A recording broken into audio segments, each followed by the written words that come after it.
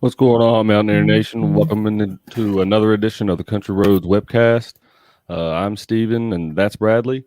And today we're going to be going over the win over the TCU Horned Frogs last night. I think it was a good way to bounce back, not only off of the consecutive losses that West Virginia's taken, but I think it's a good way to come out of the bye week, which is I think what everybody's been talking about throughout the fan base, and especially on this show. That's what West Virginia's needed to do. I think by far, in my mind, probably was the best offensive performance that we've had all season.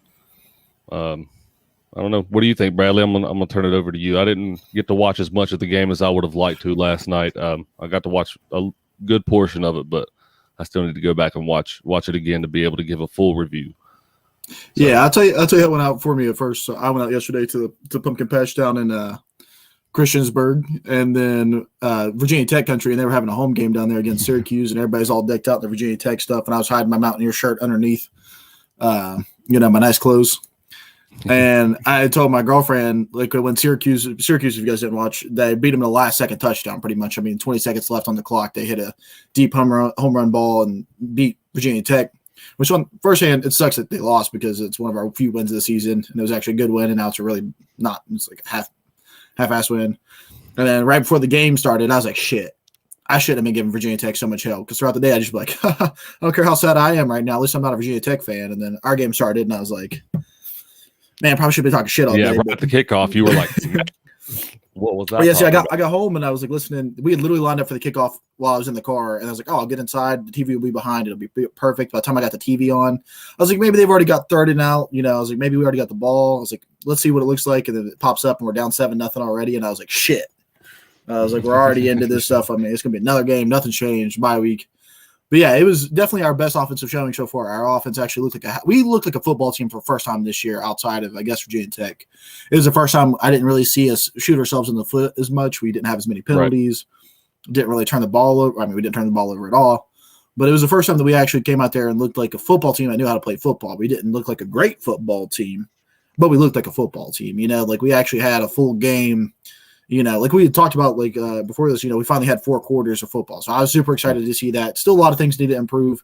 Jared Dagey still doesn't look like a great quarterback, but he didn't go out there and lose the game. So, well, I will say this: Jared Dagey didn't look like a great quarterback, and we didn't look like a great football team, like you say. But I think that's because Jared Dagey's not a great quarterback, and we're not a great football team. But I think they did the things that they're supposed to do to win, and that's the things you want to see out of a bye week, out of a team in this position, in my mind, because right now I think West Virginia is in a really good position for players to start giving up and letting down, everybody in the fan base for most of what did Fletch say? Fletch Angel always Fletch he always actually played good, not great, but he definitely play.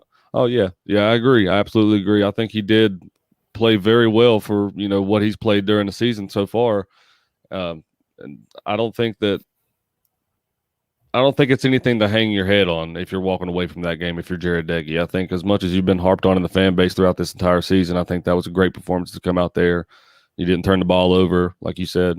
And I think especially, like you said, in the first part of the game when West Virginia opens up and lets a kickoff return for a touchdown happen, I think it was a good way to respond for the offense and the defense to not let another, let that unravel into something bigger throughout the football game.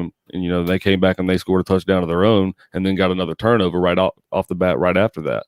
Yeah, Neil Brown came out and said, that was his biggest thing. His biggest disappointment, some of the biggest grief he took on as a coach last week, was talking about, or not last week, but against Baylor, was talking about how it's on him to make sure that his players, don't get beat, and that we never really seem to respond from those two touchdown drives at the beginning against Baylor.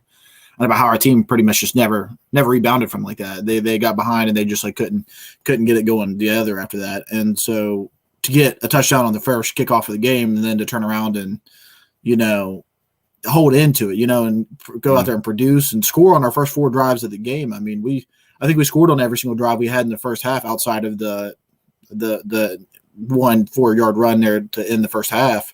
But I mean, we came out and scored every single drive in the first half, and that's just really a good response, like you said, coming out of that bye week. It's easy, especially you got Kerry Martin leaving, Daryl Middleton leaving. Seems to be that that midseason shakeup's kind of starting to happen, and which is, to come out and, like I said, normally happens when you have a team in this position. You have a lot of people that start jumping ship because they start feeling like they were done wrong or whatever the issue may be. You start having players that start to leave, and I think West Virginia did a really good job of not letting everybody get down like that, especially the leader. People can harp on Jared Dagey as much as they want to, and I'll tell you just as much as the next guy, he's not the most talented player in the world, but I will say he's one of the best leaders on this football team for sure. He hasn't once let this team give up. He hasn't given up, and he's, in my opinion, is the first person that should give up if there's anyone that should give up on this football team. I mean, guy got booed. Right. I mean, you've been booed up pretty much every home football game this season. You get booed at every game that you play. Essentially, if you're a away team, you get booed all the time, and you come home, you get booed because you're a bad quarterback. To be that kind of a leader, I think it speaks volumes for him. So, but flipping the other side, Garrett Green, I think that he had one of the best runs of the entire night on that one, on that keeper run. I think that probably the second best run we've had all year, outside of Eddie Brown's first run of the year. I mean, that's definitely the best run that we've had so far this year. Which attests to the offensive line. I think they played one of their best games of the season, other than the Virginia Tech game. I thought they played a really good game up until the fourth quarter in that game. But they played a really good game last night against TCU, though. I really think so. Yeah, definitely talking about people that played their best. It was definitely the offensive line played their best game so far, and that's definitely warming to see. I think because on all fronts we definitely were getting Yeah, we were definitely getting more going there with the offensive line, which was a lot more comforting. But on another note, talking about, because what Daniel says, talk about Nagy here, as long as he doesn't throw picks or turn it over, then you guys are good with anyone. And I think that's kind of true, but we also have to look TCU to not take away from our win, but also to put things into realistic perspective, because I think it's important to not act like this win is to solve all of our problems. Beat up. That was probably one of the worst defenses TCU's had in probably the Gary Patterson era. They were out a lot of defensive backs, so we really should have been able to do what we did the other night. And if you go back and look at it, Jared Dagey did have a couple sketchy throws there. On the first possession, I mean, he almost threw one right into an interception. He threw double coverage a couple times. He missed Bryce Ford-Wheaton on that slant across the middle when he tried to hit Letty Brown instead. He missed a couple check down passes. And, it's not like we went out there and played a perfect game and now everything's solved for sure. So we definitely gotta put, some realistic expectations on this. And, our team has still got a long way to grow and a lot more to do. Yeah, we're kidding ourselves. Like you said, this isn't, that's just one win. West Virginia has 5 games to get to 3 more wins to be bowl eligible this year. And, you're talking about playing Oklahoma State, Iowa State, Texas. That's not an easy Kansas feat. Kansas State's looking, they're looking really strong in the last couple of weeks. Kansas, I think you can probably book that as a win. but a lot of people, and I think a lot of people are, bashing on the Big 12. I think the Big 12 is having an up year this year. I think I do too. I think a lot of people are looking at Oklahoma and be like, oh, Oklahoma's barely staying in these games with people. But I think the Big 12 is having an up year this year. I mean, the running backs this year in general just seem to be popping off. I mean, it seems to be like every week, you got a Big 12 runner running for almost 200 yards, and it seems like every team's got a good set of running backs. Yeah. Fletch, I honestly, I hate to agree with you, but I do. I think that West Virginia will maybe win 2 more games this year because, Iowa State and Oklahoma State are both playing at such a high volume right now that I just don't think West Virginia will be able to stay with their offense throughout the football game. I just don't think West Virginia's offense will be able to score that, at that kind of rate. Kansas State, like you said, has been looking really, really strong here lately in the last few weeks, and I don't think West Virginia, if they can't play consistent football in the next few weeks, which they haven't shown that they did in the first few weeks. I know that they won last night, but if they can't continue to play consistent football, then that's going to really hurt them moving down in the schedule. So I hate to say so, but I actually do agree with you. I think West Virginia might get 2 more wins. I think they squeak out 1 more win against a team that they shouldn't. I don't know which one it's going to be yet, but like I said, I think they win the Kansas game, but I don't think that they'll win 1 or 2 more other than that. Yeah, for sure. I mean, I think consistency has been one of our biggest issues under Neil Brown in general. And so we definitely want to see more consistency coming out of here. If it's not winning games, because I can't expect us to win every game going forward, but I can still expect us to be better every game going forward. And so I'm still just looking for those, consistently playing. We cut out a lot of penalties last night, and that was huge for us, and we were able to get one of the main things I've wanted to see all season, to be honest with you. Yeah, just some cleaner play, honestly. Just we had 1 offensive timeout, and I know, Schuler on Twitter over there was on it. The second he did it, I knew it was going to be on Twitter. People, Neil Brown called a timeout on offense after he said he never did it. But, sometimes it's got to be done. We got a touchdown out of that series. So, yeah, I think people read too far into the finer details of things. And, I'll say this, I've said that, there's a point to be made about the West Virginia fan base being over opinionated. I think that's, something to be attested to how passionate this fan base is.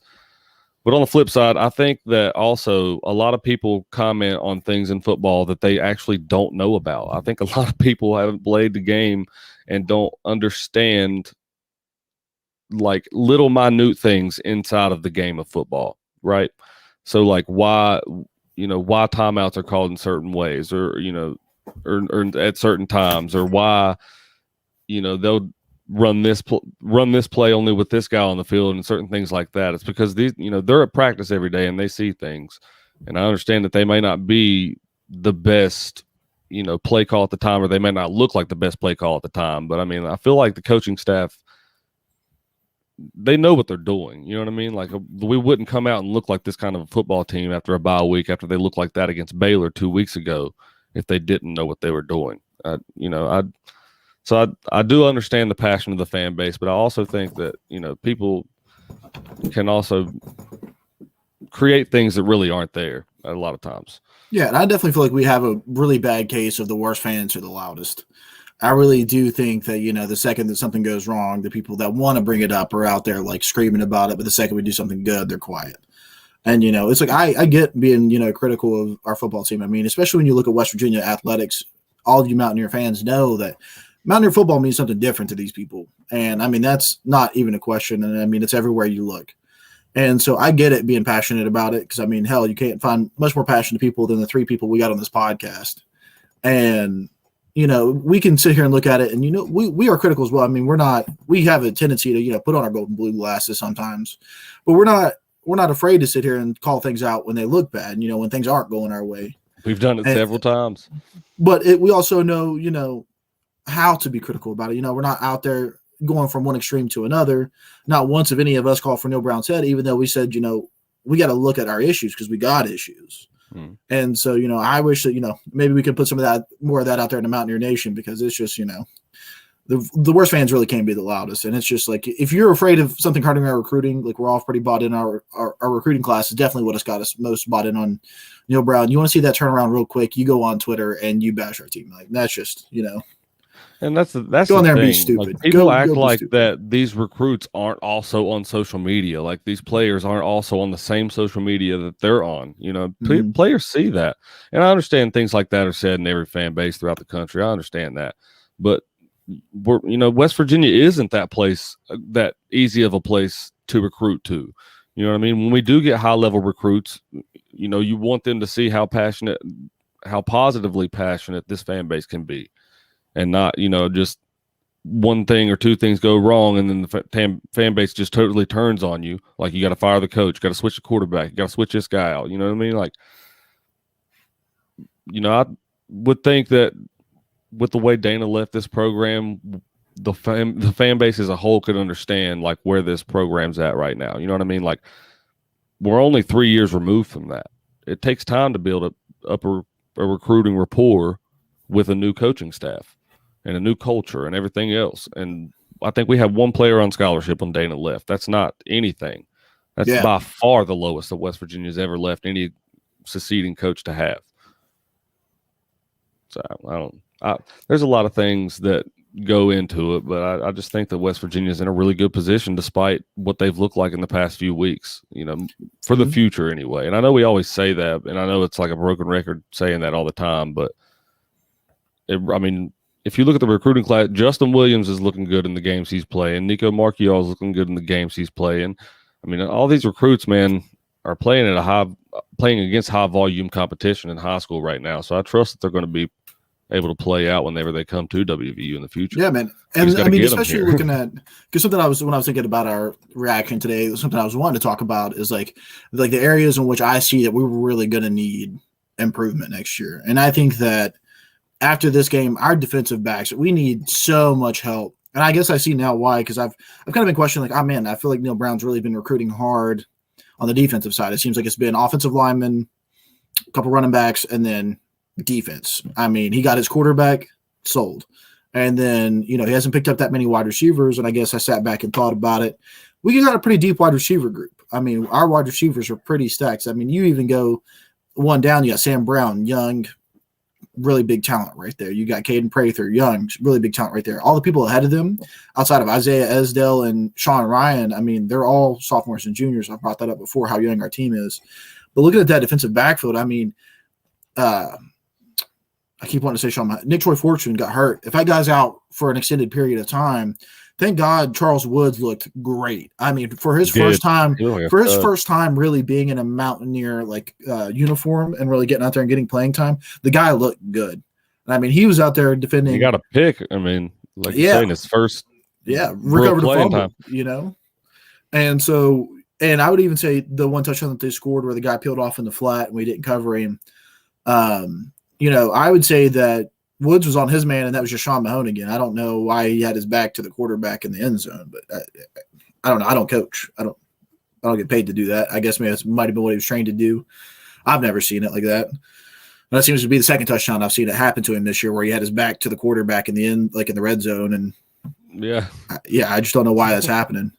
But looking at them, and I look at those areas, and I'm like, what's our answer? And then I turn around and look at our recruiting. We got Mumu bin Wahid, who's, I'm sorry if I butcher your name, Mumu, if you watch this, but that guy's going to be a freaking stud. I mean, I really think that I was just watching him some more this weekend, some of his highlights on the internet, and that guy is going to be an absolute monster in the gold and blue. If you guys want somebody to watch, that's the dude to watch.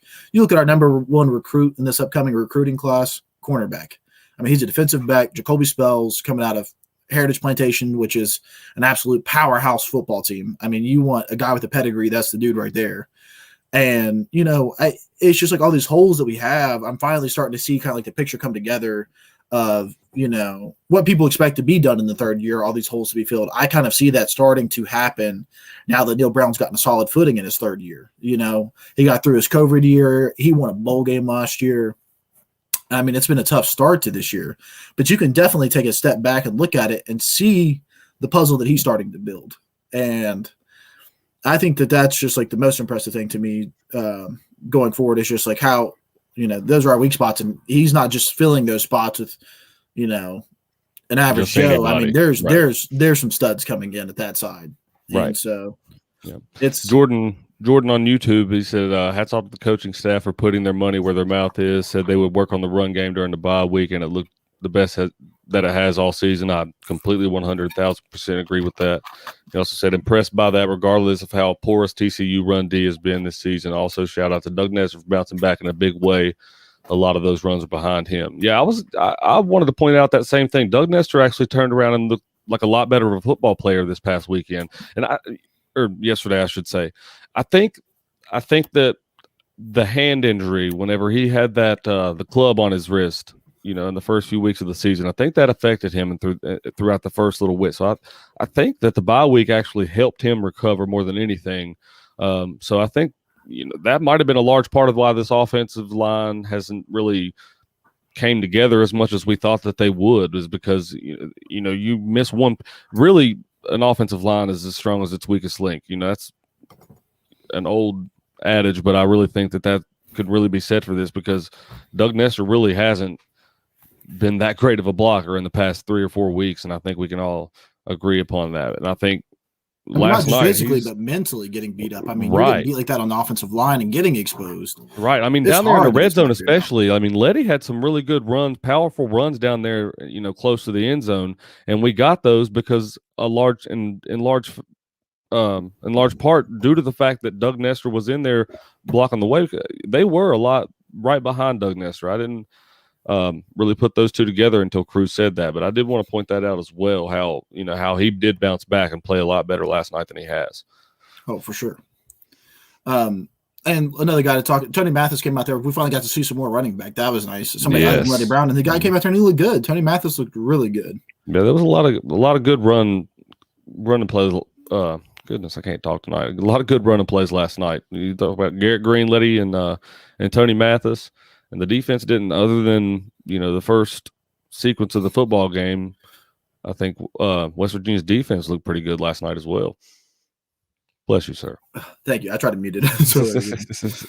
But yeah, something I really loved. I don't know, because I know a lot of our people are on Facebook. I don't know if everybody has Twitter, but Letty Brown came out and was really giving Tony Mathis some props. And that's what you really like to see is, you know, Letty Brown's not taking it to heart that he's giving up some of his carries. If anything, he's probably excited to give up some of his carries because, I mean, the dude has just been getting absolutely pumped. And Tony Mathis came out and was like, yeah, now that I'm back up to 100%, I'm like ready to go. And so maybe he's just still been lingering with so many issues, and that's why we haven't, you know, we've only seen like a little bit of Justin Johnson, and why Tony Mathis really just hasn't been playing. But maybe we will see him a lot more now after that bye week.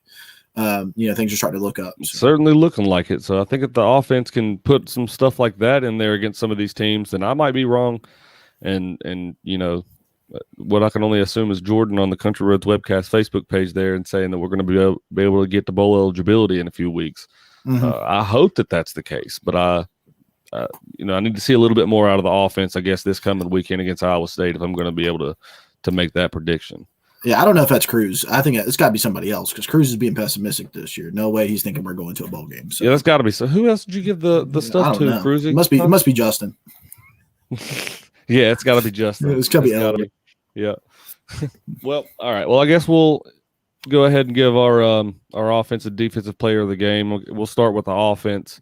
I'm going to go ahead and since we just touched on it and touch base with Doug Nestor and everything, I'm going to give it to the entire offensive line. In large part due to Doug Nestor, but I think that the offensive line deserves that credit, and I will always give credit where it's due. So I think that all of the entire offensive line last night looked really good for me. Zach Frazier especially too.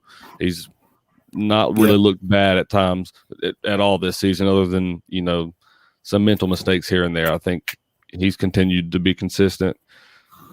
Yeah. The offensive line looked what I wanted him to look like. Wyatt Milam also looked good up there. I think he got the start yesterday, and I was just looking it up because I was curious. We only gave up 1 sack yesterday, and as the Big 12 team giving up the most sacks in the league right now, in the conference right now, that's an improvement. So 1 sack in that game, that's a good game, and offensive line definitely up there. I'm going to turn around. I'm going to give my offensive MVP to Jared Dagey. I think for a guy that's could have came out, like you said, could have came out there. People have been begging for green, and the guy came out there and he went 21 to 28. No touchdowns, but also no interceptions. The guy threw for 257 yards. Yep. He's second in the Big 12. I don't know after this weekend. I haven't checked, but going into this weekend, he's second in the Big 12 in passing yards. I think a lot of that has to do with, like what I said earlier, the dominant run games in the Big 12 right now. But Jared Dagey came out there and he handled that game. And he was actually able, for the first time that I can think of, was able to get outside the pocket, make some plays happen. He extended some drives with his feet. He was a little bit better in his pocket presence a lot. Granted, I think that he had a successful night because his offensive line had a successful night. But, you gave it to them, but I'm going to turn around and give it to Jared Dagey because I think that he had probably one of his most complete games in a Mountaineer uniform. And, he had a good game even though he missed some shots. So hopefully it's something he can build upon. Yeah, I actually really like that pick. I like the way Jared Dagey played last night, and I think his best performance of this season by far. I think he's played better than that in his career, but I think that was by far the best he's played this season. I mean, these dogs are going to have a fight here in a minute. They get rowdy sometimes, man. They're having too much fun. All right, flipping over to the defensive side of the ball, I'm going to go ahead and give mine to there's a lot of guys I could probably give it to, but I think Josh Chandler-Smito probably gets it from me because he just seemed like he was everywhere last night, man. Man. Every time I looked up, it was Josh Chandler-Smito. So I'm going to go ahead and give it to him. Hey, he's working his way. I think he's second in the Big 12 in tackles right now. He's easily working his way towards an all Big 12 team selection.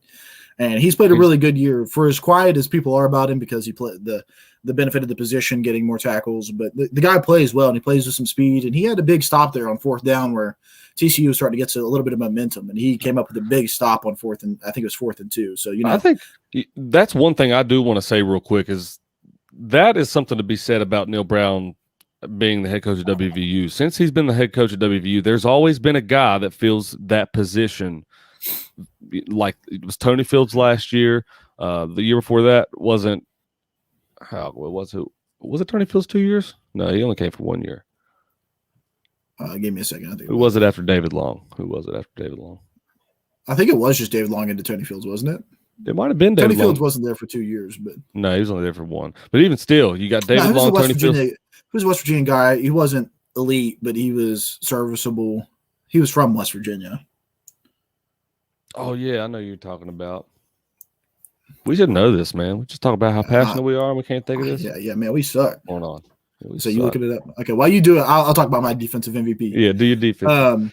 Yeah, man, I think the defense looked super good last night. I think there's a lot of players that could get this, but I'm going to give it to Charles Woods. I mean, the guy came in for a hurt Nick Troy Fortune and was lined up against one of the better wide receivers in the Big 12. I mean, the guy just got the Year Most Award. I know they talked about it during the game. You could have came out there and gotten picked on, gotten beat up, and he didn't. Not only did he not get picked on, he did the picking on. He did a little bit of bullying. And I mean, he looked good for a guy that we've only heard a little bit about, not seen all year, coming out there playing with some authority. I would also like to do honorable mention to Dante Stills because he just comes out every game with the same energy. And if you want to look for the true embodiment of a Mountaineer, him and Akeem Mesidor are just what we want in every single player. Because, I mean, Dante hasn't come out flat once, and he just seems to make the biggest stops. If they're not holding him, then he's making plays. Yeah, Dante's been consistent all year, I think, in my opinion. He has. Him and his brother just don't know how to quit. Yeah, it is true. And it's something that we should try to find in every player, honestly. You'll never find another guy like that. So yeah, you ain't got. Let me see. Yeah. I just remember he was like a West Virginia guy, but I don't remember his name. Shea Campbell. Oh, really? Big number That's 34, right? Yep, that was 34. Yep, that's who you're thinking of. Yeah. But that's not who I was thinking of. Yeah, he's not from West Virginia. That's not Josh Chandler-Samito, I guess, was the player I'm thinking of 2 years ago. So it was Josh Chandler-Samito, then Tony Fields, and now it's Josh Chandler-Samito again. So really, my point isn't as valid as I thought it was going to be. Oh, well, he was just Josh Chandler though, so that's why I'd be confused. Oh yeah, that's probably why I was so confused. He's a different guy now. But now that I'm looking at it, do you remember Zach Sandwich? Oh, the sandwich, yeah, number 7, man. Right? Is what he wore. Sandwich. He wore 7 at one time, flipped to 31 eventually. Yeah, but he did wear 7 at one point. Yeah. Yeah. All right. Also, shout out to Casey Legg. That dude, I really hate to see his streak go down the drain with a block, but yeah, I knew it was coming too. The commentators like, oh, he hasn't missed one all year. He's been perfect, and I was like, oh, I just feel it. It's coming. Oh yeah, they always got to send us some bad juju with some comments like that, don't they? Yeah, but Casey Legg should be in for the Groza competition. I mean, the Groza Award consideration, hands down. The guy's had a stellar year, and I mean, honestly, if that kid gets through, it's probably going through the uprights too. I mean, he is just automatic. Yeah, I have made the comment, and it might be just because I've been watching a lot of Pat shows this year, but I think that he's probably the best kicker we've had on campus since Pat McAfee. I'm not saying he's better than Pat McAfee, but he's the best one since we've had him. Yeah, because I mean we've had some pretty sketchy field goal kickers in the past 10 years.